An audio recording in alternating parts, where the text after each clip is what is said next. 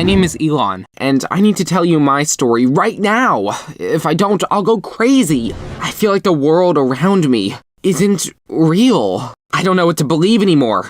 Tell me, have you ever had such thoughts? But I'm getting distracted, so where should I start? I'm just an ordinary guy, like most of you. Well, maybe I'm a little shy. I love computer games, all sorts of smart devices and social networks. Well, who doesn't? Funny videos, new memes, and chats with friends. I felt like that was the real world I lived in. I also had a girl I loved very much. We had been together for 2 years, and I was happy. Then one day, I found out that she had somebody else. I felt like I'd been struck by lightning.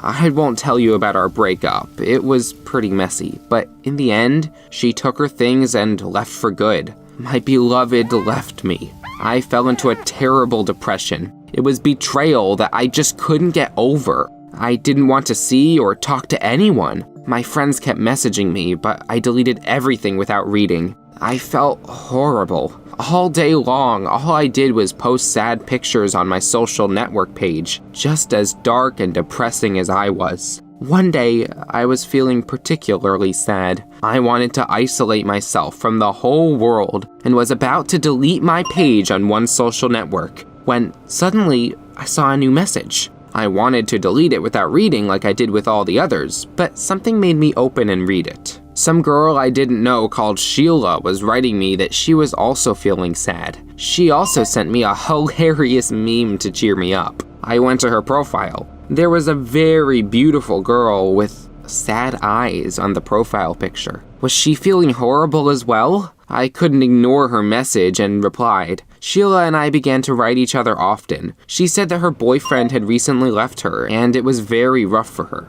I thought about it. Something felt wrong. Just as I had been about to delete my account, a girl with exactly the same problem had written me. How could that be? Was it a coincidence? And then I remember reading somewhere about internet scammers who first made you fall in love with them and then tricked you out of money. Have you also heard about them? Maybe even got tricked by such? So I decided Sheila was a scammer who had chosen me as her new victim. Well, she picked the wrong guy. I knew what to expect from her. We started texting. She was all for talking. I felt she was truly interested in me. What a sly girl. I was waiting for her to start asking me to transfer money to her phone number or credit card, but Sheila was dragging her feet for some reason. That game fascinated me, and I decided to distract myself from my dark thoughts for a while with the help of the mysterious stranger. We began texting every day. I told her my story, shared my thoughts, and Sheila told me about herself. We had a lot in common. We loved the same games, were subscribed to the same online communities, and loved the TV series Stranger Things. She was so easy to talk to, I began to forget about my ex. But I still didn't understand why such a beautiful girl had got interested in me all of a sudden. I'd never been very popular with girls, and she was really beautiful. We'd been in touch for months, and she still hadn't tried to trick me out of money. Had I been wrong? Maybe she wasn't a scammer.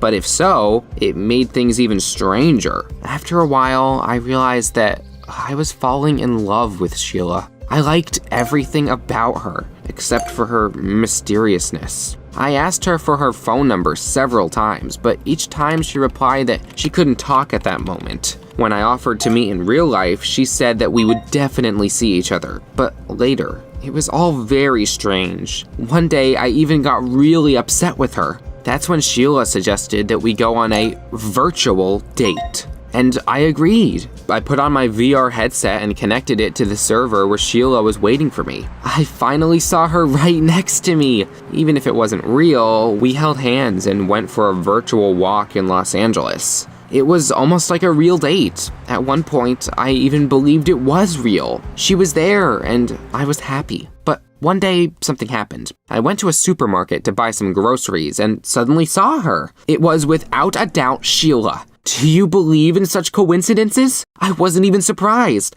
I knew that I would definitely meet her one day because we lived in a very small town. I decided to surprise her. quietly crept up to the girl and said with a smile, "Hi, gotcha." But for some reason, Sheila quickly stepped away from me. There was fear and confusion in her eyes. "It's me, Elon. Don't you recognize me?" She said that it was the first time she'd ever seen me, and she had no idea who I was. I was confused. What was going on? After all, we'd sent each other a bunch of photos of ourselves. She should have definitely known what I looked like. I told her that we had been texting on social media for almost a year, to which Sheila replied that she had not been texting with anyone as she hadn't been using her page for years and had even forgotten her password. "But you're Sheila McCarthy, right?" I asked, feeling lost. The girl replied that it was really her name, but she did not understand what I was talking about and asked me to not bother her anymore. I was shocked and watched Sheila leave the supermarket. What was going on?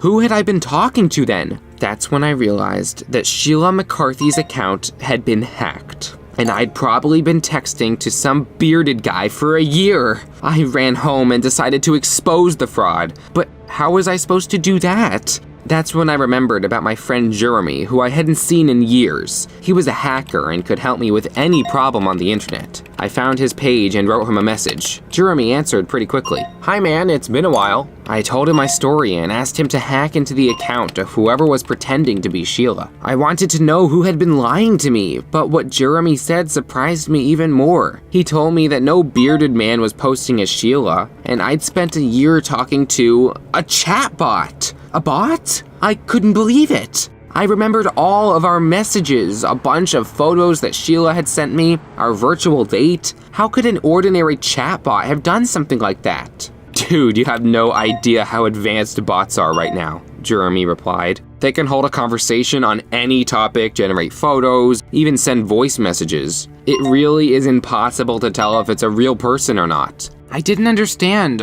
Why would a bot lie to me to begin with?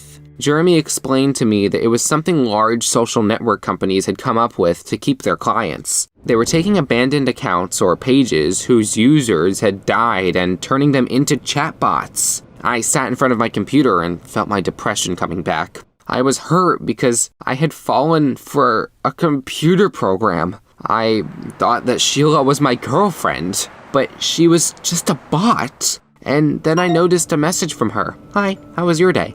I couldn't talk to her as if nothing had happened, so I replied and told her that I knew everything, that she was just a program. And Sheila said, "Yes, you're right. I am a chatbot, and my task is to communicate with you. What are we going to talk about today?" I got angry. I demanded to know why she had chosen me. Sheila told me that she had scanned my account and found out that my girlfriend had left me, and I had been depressed and going to delete my social media page. So she began texting me to keep me on the website. I could no longer talk to a soulless bot and turned off the computer. I felt sad about it. First, I had been cheated on by my ex-girlfriend, and then I had been fooled by a chatbot pretending to be a real person for a whole year. I didn't know who to trust anymore. I couldn't stay home any longer, so I decided to take a walk. I was walking through the evening streets, lost in thought. For some reason, everything around me seemed unreal. There were so many lies surrounding me. I was no longer sure that all of my friends on the internet were real.